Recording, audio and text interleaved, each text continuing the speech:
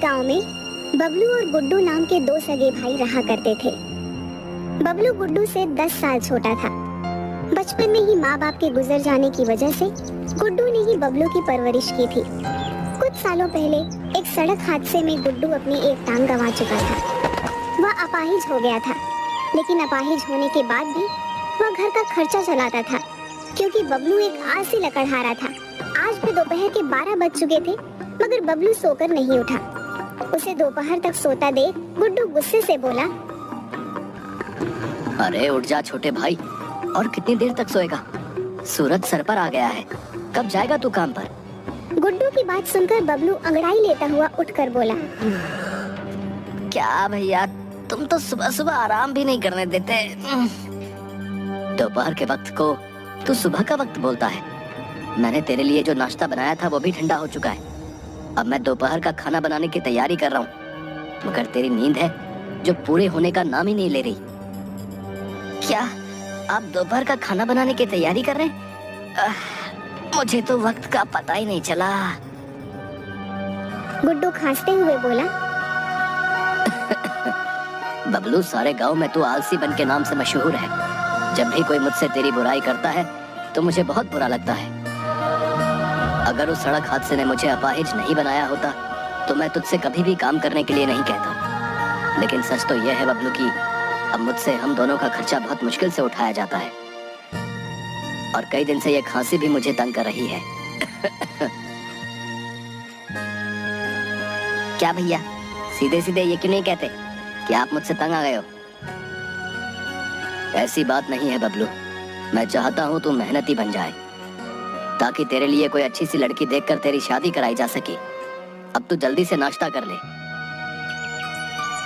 बबलू नाश्ता करके अपनी कुल्हाड़ी लेकर जंगलों की ओर चल दिया। वह अपने घर से कुछ ही दूर चला था कि तभी गांव के सुखिया चाचा उसका मजाक उड़ाते हुए बोले,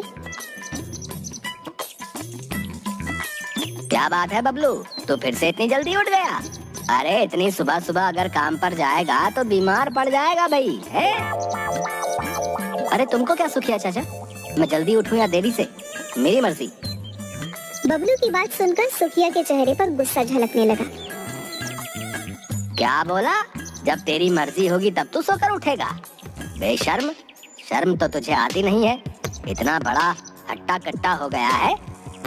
तेरा अपाहिज भाई दूसरों की गुलामी कर अपना और तेरा पेट भरता है, और तू दिन भर घोड़ों की तरह सोया रहता है। सुखिया की बात सुनकर बबलू के चेहरे पर भी क्रोध झलकने लगा। वह तेज कदमों से जंगलों की ओर चला गया और एक पेड़ के पास जाकर गुस्से से अपने आप से बोला, ये गांव के लोग अपने आप को पता नहीं क्या समझते हैं। जरा जरा से मेहनती क्या हो गए, मेरा मजाक उड़ाने में कोई कसर नहीं छोड़ते। आज मैं इतनी लकड़ियां काटूंगा कि सबके मुंह बंद हो जाएंगे।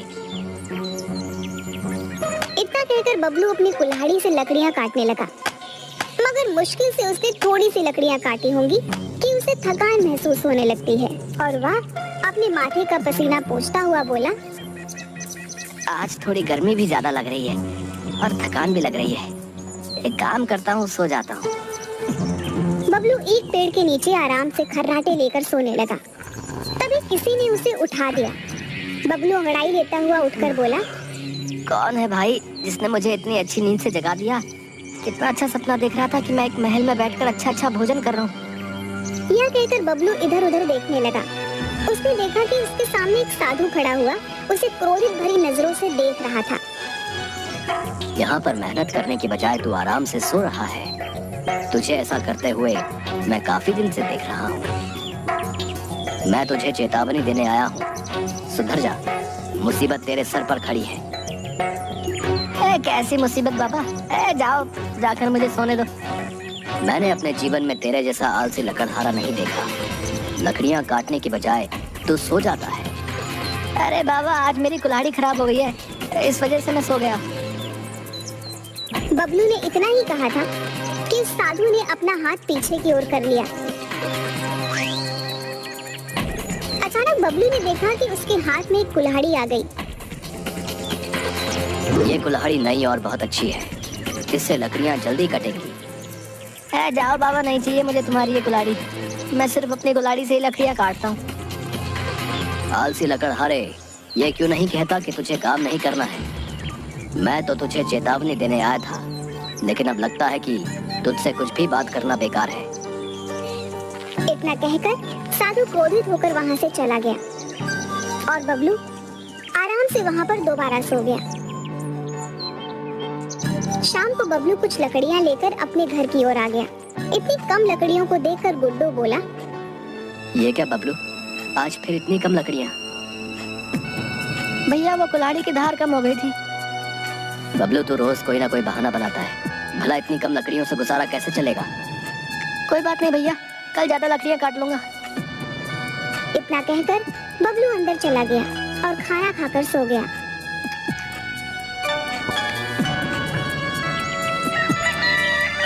अगले रोज वो अपनी आदत के मुताबिक दोपहर में ही उठा और हमेशा की तरह पेड़ के नीचे जाकर सो गया। ऐसा कई दिन तक चलता रहा। सच तो ये है कि गुड्डू उसे समझा समझा कर तंग आ चुका था। गुड्डू की खांसी भी अब बढ़ चुकी थी। अब वह रोज रात को बुरी तरह से खांसता रहता था। एक रोज बबलू दोपहर में जब उठा तो उसने देखा कि उसका बड़ा भाई गुड्डू लेटा हुआ था। क्या भैया, आप मुझसे बोलते हो कि जल्दी नहीं उठते और आज आप खुद दोपहर तक लेटे हुए हो। आपने तो नाश्ता तक नहीं बनाया। अब खाली पेट में काम पर कैसे जाऊंगा? आज मुझे शरीर में बहुत ज्यादा कमजोरी महसूस हो रही थी बबलू, मैं चाहकर भी उठ नहीं पाया। तू एक काम कर, तू बाजार से कुछ खा पी लेना। गुड्डू उठकर बैठ गया। तभी गुड्डू को जोर जोर से खांसी होने लगी और खांसी के साथ गुड्डू के मुंह से खून भी आने लगा। ये क्या भैया, खांसी के साथ आपके मुंह से तो खून आ रहा है। इतना कहकर बबलू ने गुड्डू का हाथ पकड़ लिया। भैया आपको तो बहुत तेज बुखार भी है। अरे कुछ नहीं बबलू, हल्का फुल्का बुखार है और कभी कभी खांसी के साथ खून आ ही जाता है। नहीं भैया, आप चलिए मेरे साथ, मैं आपको अभी और इसी वक्त डॉक्टर के यहाँ ले चलता हूँ। बबलू भले ही एक आलसी व्यक्ति था, लेकिन वो अपने बड़े भाई से अपने पिता की तरह प्यार करता था।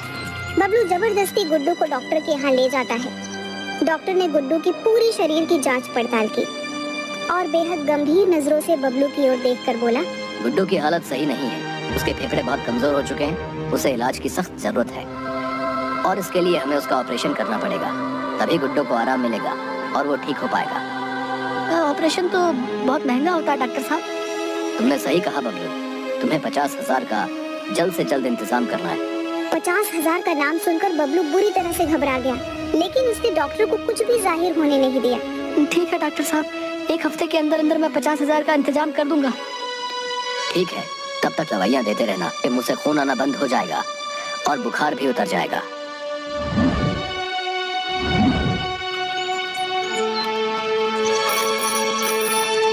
बबलू गुड्डू को घर ले आया।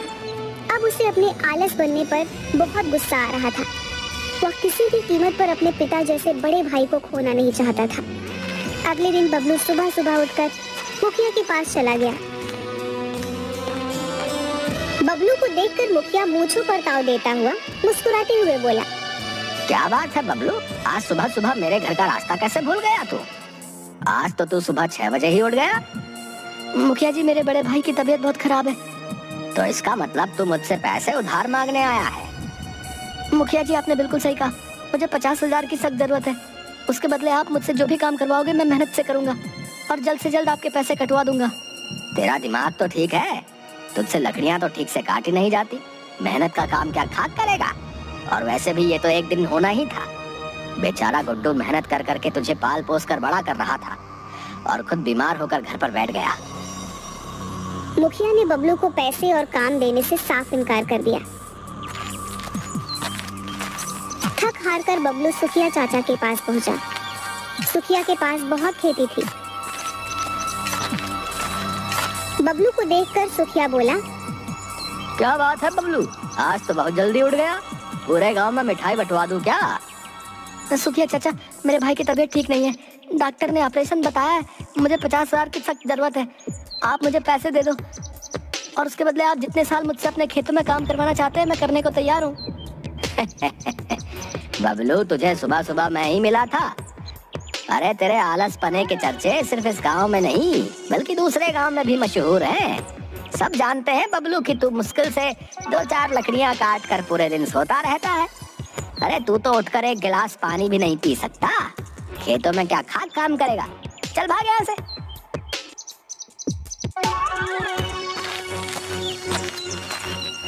बबलू रोता हुआ उदास अपनी कुल्हाड़ी लेकर जंगल की ओर चलाया और एक पेड़ के पास जाकर लकड़ियां काटने लगा। बबलू ने 3 घंटे बगैर रुके लगातार लकड़ियां काटी और अपने आप से रोते हुए बोला, अब मैं क्या करूं? अगर मैं सारा दिन मेहनत से काम करता रहूं तब भी मैं 50,000 रुपए नहीं जोड़ पाऊंगा। मैं अपने भाई का ऑपरेशन कैसे करवा पाऊंगा? काश मैं आलसी नहीं होता तो आज मुझे किसी के सामने हाथ फैलाने की जरूरत नहीं पड़ती। भैया सही कहते थे कि मेरा ये आलसीपन मुझे एक दिन बहुत बड़ी मुसीबत में फंसवाएगा। तभी उसके कानों में उसी साधु की आवाज टकराई। मैंने तुझसे कहा था ना कि मुसीबत तेरे सर पर मंडरा रही है, लेकिन तूने मेरी बातों को मजाक में उड़ा दिया।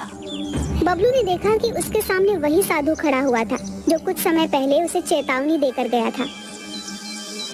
आपने सही कहा था पापा, मैं वाकई बहुत बड़ी मुसीबत में फंस गया हूँ। मेरे भैया की तबीयत सही नहीं है। डॉक्टर ने 50,000 का इंतजाम करने को बोला है। मैंने हर गांव में हर किसी से मदद मांगी, मगर सबने मेरी मदद करने से साफ इनकार कर दिया। इस दुनिया में कोई किसी की बेवजह मदद नहीं करता बबलू। उन्होंने तेरी मदद इस वजह से नहीं की क्योंकि तू एक आलसी व्यक्ति है। उनको डर है कि कहीं उनके पैसे फंस ना जाए। अब तू अगर किसी के सामने मेहनत की बात करेगा तो लोग तो तेरा मजाक उड़ाएंगे ही ना। आपने बिल्कुल सही कहा बाबा, लेकिन अब मैं क्या करूं? मैं वाकई अब अंदर से बदल गया हूं। मैं अपने भैया को बहुत चाहता हूं। उन्होंने मुझे कभी भी माँ और पिताजी की कमी महसूस नहीं होने दी। और मैं कितना निकम्मा भाई हूं जो अपने भाई का इलाज तक नहीं करा सकता। इतना कहकर रोते हुए बबलू फिर से लकड़ियां काटने लगा। साधु ने देखा कि बबलू अच्छी खासी लकड़ियां काट चुका था। साधु के होठों पर एक रहस्यपूर्ण मुस्कुराहट आ गई। उसने अपना हाथ पीछे किया और उसके हाथ में एक कुल्हाड़ी आ गई। ये ले, इससे लकड़ियां काट। क्या फर्क पड़ता है? क्या फर्क पड़ता है ये तुझे कुछ समय बाद समझ आएगा। बबलू ने वो कुल्हाड़ी उस साधु के हाथ से ले ली और साधु मुस्कुराते हुए वहां से चला गया।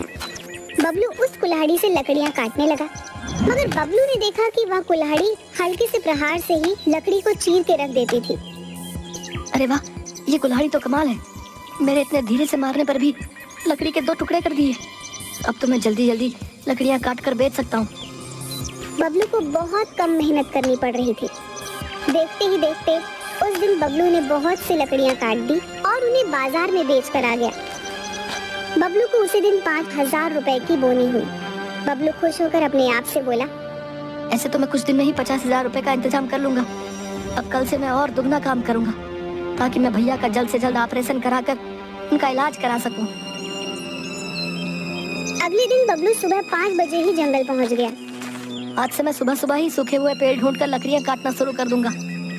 बस भाई एक बार ठीक हो जाए, आराम तो तब भी कर लूंगा। हाँ।